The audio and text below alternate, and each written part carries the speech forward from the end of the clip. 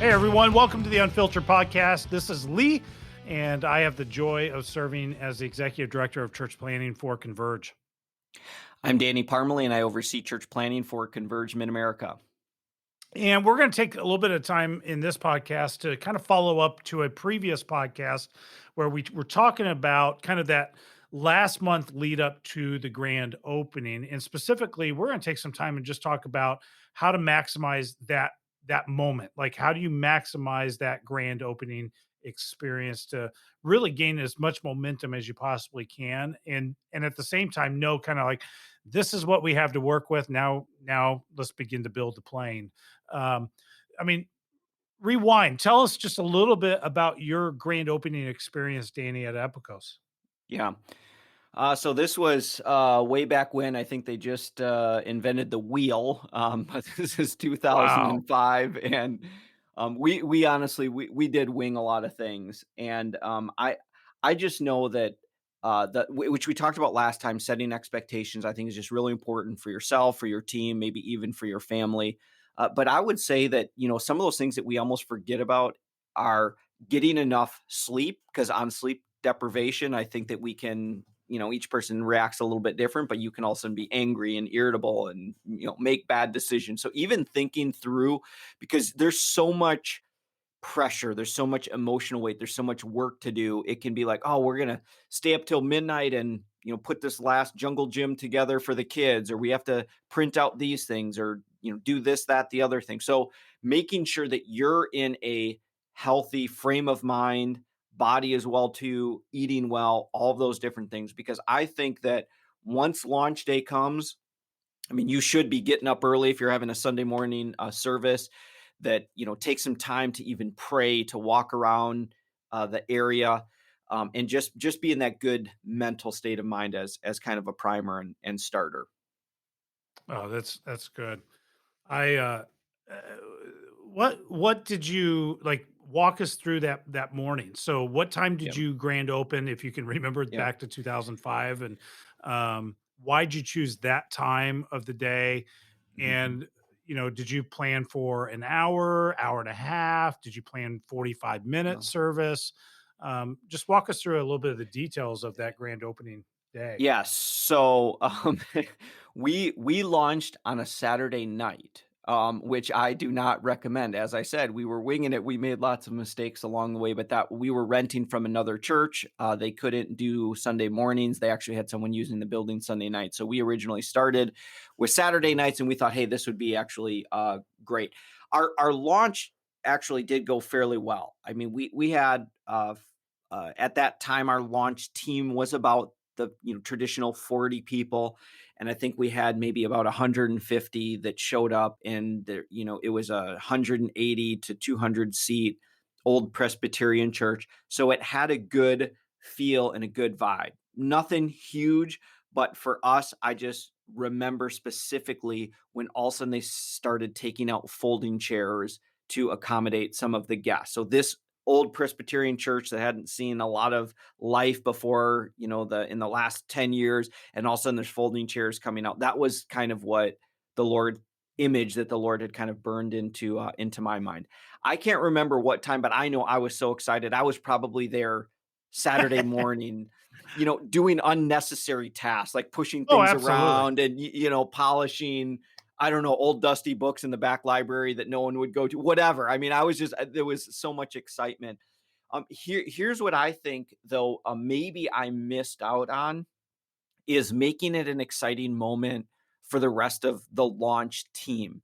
And so sometimes as church planners, we can be so task driven and such a perfectionist that it's like we want everything set up in the right place, everything to go perfectly, and there will be things that go wrong, and how you respond to that will help to set the culture. So if you make a mistake, if a volunteer makes a mistake, or if it's just, whatever, the sound system literally breaks and it's some manufacturer in some other country that you can't, to blow up, to get angry, to get disgruntled, is like the worst thing that you can do. And I've had those moments many times, and it's like, oh, shoot, like it just didn't help at all. So in your own mind, to think about how you can make this fun. So part of that is bringing the food. You had mentioned food before, so it's like, okay, if you're doing an early morning thing, figure out like, without creating too much extra distraction, like you're bringing donuts, you're, maybe bringing in Chick-fil-A or I don't know, something that kind of just makes it kind of special and celebratory, and especially if they're gonna be there for an extra 2 hours in the morning for setup, and Yeah, I don't know, that's good. just different things that for the team, you can make it fun and as much prep as you can do so that you can go around and pull some people aside and say, "I just wanna say thank you so much. This is so great to have you be part of that," and we've talked about that before. Sometimes as church planners, we forget to say thank you to these volunteers. They don't need to be doing it. They're not getting paid. So really lean into that event to be something that's going to be memorable for them as well too. Oh, I love that. I love that. I think that's a great idea. Yeah, tell us a little bit of yours. You have 2 different launches, and maybe if there was some things that you learned from the first one that you said, you know what, now I'm going to do this a little bit different. Yeah, so the first church we launched, we were in a movie theater, and which was fantastic from the standpoint we had ample lobby space, parking was not an issue. And so we worked hard even on the outside on the sidewalk as people were walking towards the movie theater to create an ambiance with banner signs and tents and things of that sort. And then when they came in, we actually had popcorn. I mean, it fits the theme, and we had Yep, sodas. So that's so everybody great. was able to pick up popcorn and sodas as they walked into the service. Um, and that was just fun. We went ahead, and I think it was a good call. We went ahead that first Sunday, had all of our volunteers wearing the same shirt, Mm, and that huge. just Yep. helped right off the bat to kind of let people know like we're operating with a level of professionalism, and it helped people realize really quick, oh, there are people here that are committed, and Yeah. I could probably ask questions to one of them if I have questions about the church. I'm a big That believer is that first. yes. Yeah, go ahead.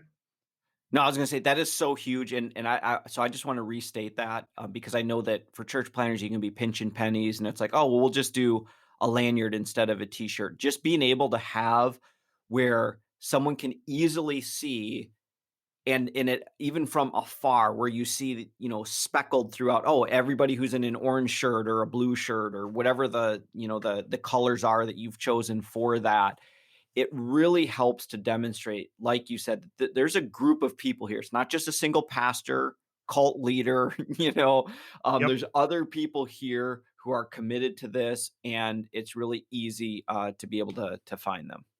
And our launch team was roughly 70-75 adults, Hmm. as we were heading into our grand opening. And so we pushed them all, like everybody, I'm challenging to have X amount of invites. We ended up at our grand opening, we did 2 services, which again, I wouldn't always recommend that. But it was just one of those like 2 weeks before, just God kind of pressure, pressed upon me like, "Hey, I think we should try 2 services." And so Hmm. we rushed to get the mailers and all the information kind of adjusted as such, and I'm glad we did because we ended up having 356 people show up at our Yeah, grand opening. it's phenomenal. Um, I'm also really I was really adamant, like, that first service, it's okay to finish early. Yeah. Don't Hmm. take everybody's time. Don't feel like you gotta fill up everything. Have Hmm. fun, keep it the music high energy, celebrate what God is doing and what he's done to even allow you to get to that moment, Hmm. and then share about 25 minutes of just articulating the vision, share a little bit of your story, why you chose to plant a new church in this location or within this city, and what your prayer is, and then invite people to say, we're just getting started, and invite people to join the journey with you. Hmm. Don't tell them what they should do. Don't, it's just ask, I'm committing to this. I would like to invite you to come join us in this process. And then at the end of it, we scraped the money together, and I'm so glad we did. Everybody, as they exited, we gave them a T-shirt of our church, and so we got Oh, a it's great. specifically really nice branded T-shirt, high quality T-shirt, so we knew people would like it and they would actually wear it. And we Hmm. just kind of chalked that up to marketing budget. Yeah. We said if these people are wearing the shirt, it's just going to help us. And I mean, people loved it. I mean, it was amazing what people will do to get a t-shirt. And so people loved it, and it helped keep people around because they lined up to get their t-shirts. And anytime you can get that kind of energy even after the service in the lobby, it's just going to become contagious. So that That's was one thing we learned about. We also did swag bags. That was unnecessary. okay. That was an expense that, looking back on it, going, we just wasted money, Mhm. and we gave too much. And it we didn't get any return on the investment of those things. The t-shirts Yeah. absolutely worked really, really well. Yeah. So the second time around, um, followed a little bit of some of the same patterns. We ended up doing 2 services. We, marketed from a personal invite and social media. We did a Mhm. small mailer, just a couple of the local, housing communities right around our facility, but we didn't do a mass mailer. Uh, but we did the T-shirt thing at the end of the service, but we also contracted with one of our local businesses here that, does Italian ice, and they're kind Oh, of well cool. known in the Orlando area. They have a great Yep. reputation, and they came and we just gave away Italian ice at the end of the service on top of the t-shirts, and That's that was a great. big win. People sat around for an hour just eating their Italian ice and talking, and gave us the opportunity to walk around as a team and connect relationally with all those people that were here for the first time. And we were similar. We were about 75 adults going into the grand opening, and we actually, on our grand opening, have 450 that showed up, Yeah. at our Orlando launch. That's great. A couple things, and I had alluded to this in the last one. Hire someone if you don't have someone on your volunteer staff to do one person doing photography, another person doing video, and just capture, capture, capture. I mean, as many pictures as you can. And again, this is something that you will want to invest money in because that is collateral that you will be able to use for other things. You can also tell even within the service, I think it's great to tell people, hey, snap some pictures, post on social media so you get that initial bump just from a practical standpoint. Lee, you had mentioned something that I think is also very important is create something that creates some sort of pause after the service. So whether that's handing out ice cream, handing out t-shirts, whatever it is, that you're almost giving this excuse or forcing the slowdown of people hopping in their cars and driving away. And then you have to train your team members what to do with this strategic opportunity. So that's how do you go up, engage someone, just say, hey, it's just how did you hear about it? I mean, you can't ask how long you've been coming here because it's today, Everybody's the same. Yeah, yeah. everyone's the same. So and then how whatever you're trying to get the next step to be for them. Hey, did you fill out a card? Did you get a t-shirt?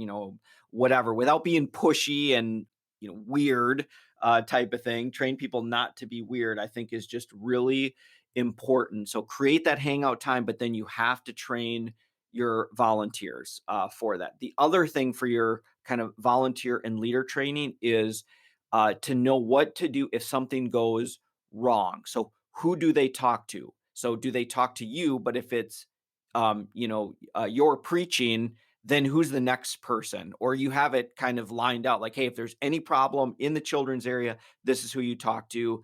Yes, you should call the police in this situation. No, you shouldn't. And just to kind of go through at least a couple scenarios so your team knows how to respond when a homeless person shows up and is totally drunk and is walking down the front of the aisle, or there's a fight that breaks out. I mean, all sorts of crazy stuff happens at churches, and that doesn't exclude it from Specifically happening grand openings. on launch Sunday. Someone who's mad, some political activist or religious activist. So just you can't prepare for everything, but just in general to say, hey, if this happens, this is how we kind of want to respond. Well, like here in Orlando, I mean, we weren't expecting it. On our grand opening, the AC units went out. Yeah. And so here it is, it's September in Orlando, and we had no air conditioning at all. Yeah. And we ended up having, like, it was last minute. I sent a couple volunteers to the local Walmart and to Home Depot and said, buy every single fan that you can buy. And we just set it up, and it was what it was. It's like, we can't do anything Nice. about it. And, we knew it sometime this would probably make a podcast, and we'd laugh Yeah. about it and go, yeah, we made it. So Yep. you just know that trouble is brewing. It will Mhm. happen because you're Yeah. doing something where you're bringing light into darkness, and the dark's going to try to push back. So it shows up in very, very unique ways. So don't think, oh, it can't happen to us. It probably Yeah. will. Yeah. So what did you do with the, leftover fans? Did you put those in swag bags for the next year? Like, "Hey, guess We what? You have a coffee mug and a, 24-inch fan in your Yeah, swag bag." box fan to be able to put in your window. We put them in a local closet, and I'm glad we did because it's happened to us a couple other times. There you go. I think 2 more times since our grand opening, we've shown up on a Sunday morning and the AC was out in the building. Yeah. And, I mean, we don't own the building, so we're renting Yeah. our facility. It's like, it is what it is. Pull the fans back out, and so I'm glad we kept them at this point. It's great. Well, thanks, guys.